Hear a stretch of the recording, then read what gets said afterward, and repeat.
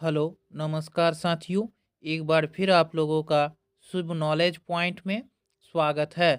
तो आज के इस वीडियो में हम लोग देखेंगे साथियों, एसएससी जीडी से संबंधित कुछ महत्वपूर्ण प्रश्नों को जो आपके आने वाले एग्जाम में पूछे जाएंगे।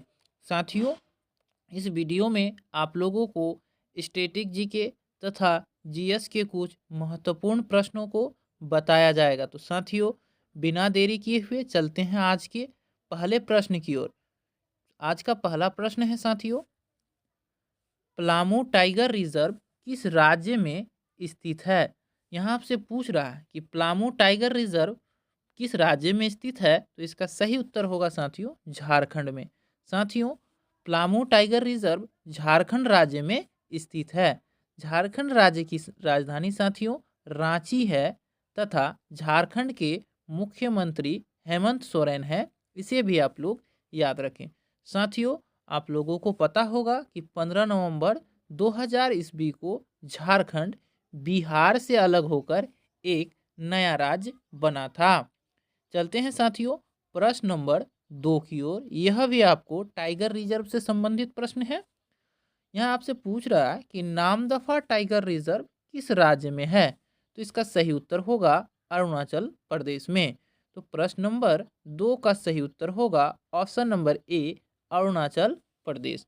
तथा अरुणाचल प्रदेश राज्य की राजधानी है साथियों ईटानगर। ये भी आप लोग ध्यान में रखेंगे कि अरुणाचल प्रदेश की जो राजधानी है वह ईटानगर है। चलते हैं प्रश्न नंबर 3 की ओर। साथियों, प्रश्न नंबर 3 है कि सिमलीपाल टाइगर रिजर्व किस राज्य में स्थित है? तो इसका सही उत्तर होगा साथियों कि सिमलीपाल टाइगर रिजर्व ओडिशा राज्य में है। साथियों, आप लोगों को पता होगा कि ओडिशा राज्य की राजधानी जो है वह भुवनेश्वर है। साथियों, यदि आप मेरे YouTube चैनल पे नए हैं तो चैनल को सब्सक्राइब करें और लाइक करना ना भूलें तथा अपने दोस्तों के बीच ज़्यादा से ज़्यादा शेयर करें। साथियों, इस चैनल के माध्यम से आपको SSC GD, SSC MTS, railway group D आदि कई महत्वपूर्ण परीक्षाओं से संबंधित जीके जीएस की संपूर्ण तैयारी करवाई जाएगी। बस साथियों, आप लोग अपना सपोर्ट बनाए रखें। हमारा अगला प्रश्न है साथियों प्रश्न नंबर 4। आपसे पूछ रहा है कि बुक्सा टाइगर रिजर्व किस राज्य में है? साथियों, यहाँ आपसे पूछ रहा है कि बुक्सा टाइगर रिजर्व किस राज्य में है। तो इसका सही उत्तर होगा पश्चिम बंगाल। साथियों, बुक्सा टाइगर रिजर्व जो है वह पश्चिम बंगाल राज्य में स्थित है। प्रश्न नंबर 4 का सही उत्तर होगा साथियों ऑप्शन नंबर बी। साथियों, पश्चिम बंगाल राज्य की राजधानी जो है वह कोलकाता में स्थित है। कोलकाता जो है साथियों वह हुगली नदी के किनारे में है। इसे भी आप लोग याद रखें।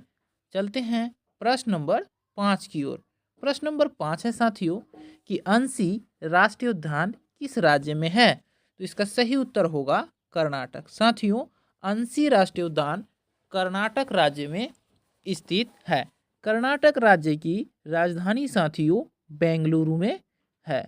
साथियों, आप लोगों को पता होगा कि इसरो का भी मुख्यालय बेंगलुरु में ही है। इसे भी आप लोग याद रखें। बेंगलुरु को बगीचों का शहर भी कहा जाता है। हमारा अगला प्रश्न है प्रश्न नंबर 6। प्रश्न नंबर 6 है साथियों कि पिन वैली राष्ट्रीय उद्यान किस राज्य में है? तो इसका सही उत्तर होगा साथियों पिन वैली राष्ट्रीय उद्यान हिमाचल प्रदेश राज्य में स्थित है। साथियों, हिमाचल प्रदेश राज्य की राजधानी जो है वह शिमला में स्थित है। इसे भी आप लोग याद रखें।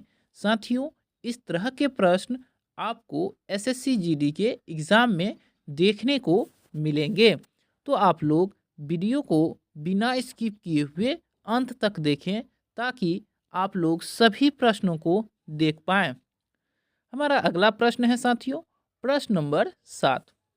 यहाँ आपसे पूछ रहा है कि नंदा देवी राष्ट्रीय उद्यान किस राज्य में है? तो इसका सही उत्तर होगा दोस्तों नंदा देवी राष्ट्रीय उद्यान उत्तराखंड राज्य में है। साथियों, उत्तराखंड राज्य की राजधानी जो है वह देहरादून है। उत्तराखंड के वर्तमान समय में मुख्यमंत्री पुष्कर सिंह धामी है। कभी कभी साथियों एसएससी जीडी में मुख्यमंत्री से संबंधित भी प्रश्न पूछे जाते हैं, तो आप लोग सभी राज्यों के मुख्यमंत्रियों के नाम को जरूर याद कर लें और साथ ही साथ संबंधित राज्य के राज्यपाल को भी याद कर लें। हमारा अगला प्रश्न है साथियों प्रश्न नंबर 8। यहाँ आपसे पूछ रहा है कि पंडित रविशंकर प्रसाद किससे संबंधित थे? तो इसका सही उत्तर होगा सितार। साथियों पंडित रविशंकर प्रसाद सितार से संबंधित थे। हमारा अगला प्रश्न है प्रश्न नंबर 9। आपसे पूछ रहा है कि डॉक्टर लक्ष्मी नारायण सुब्रमण्यम किस वाद्य यंत्र से संबंधित है? तो इसका उत्तर होगा वायलिन। साथियों डॉक्टर लक्ष्मी नारायण सुब्रमण्यम का संबंध वायलिन से था, तो इसलिए प्रश्न नंबर 9 का सही उत्तर होगा ऑप्शन नंबर सी। हमारा अगला प्रश्न है प्रश्न नंबर 10। साथियों प्रश्न नंबर 10 कह रहा है कि निम्न में से कौन सा नृत्य असम से संबंधित है? तो इसका सही उत्तर होगा साथियों बिहू। बिहू का संबंध असम राज्य से है। जब असम राज्य की बात करते हैं साथियों तो असम की राजधानी जो है वह दिसपुर है। असम के वर्तमान समय में मुख्यमंत्री जो हैं साथियों वह हेमंत बिश्व शर्मा है। साथियों चलते हैं प्रश्न नंबर 11 की ओर। प्रश्न नंबर 11 है साथियों कि निम्नलिखित में से कौन सा भारत का शास्त्रीय नृत्य नहीं है? तो इसका सही उत्तर होगा दोस्तों भांगड़ा। भांगड़ा एक शास्त्रीय नृत्य नहीं है, यह पंजाब राज्य का एक महत्वपूर्ण लोक नृत्य है। इसे भी आप लोग याद रखें। चलते हैं हमारा प्रश्न नंबर 12 की ओर साथियों। प्रश्न नंबर 12 है साथियों आपसे पूछ रहा है कि निम्नलिखित में से कौन मोहिनी अट्टम से संबंधित है? तो इसका सही उत्तर होगा कनक रिले। साथियों कनक रिले का संबंध मोहिनी अट्टम से है, तो प्रश्न नंबर 12 का सही उत्तर होगा ऑप्शन नंबर सी। हमारा अगला प्रश्न है साथियों प्रश्न नंबर 13।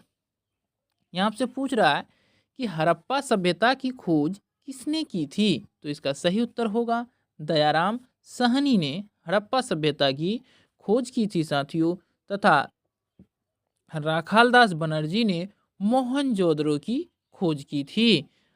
प्रश्न नंबर 14 है साथियों कि हड़प्पा कालीन स्थल रंगपुर भारत के किस वर्तमान राज्य में स्थित है? तो इसका सही उत्तर होगा गुजरात।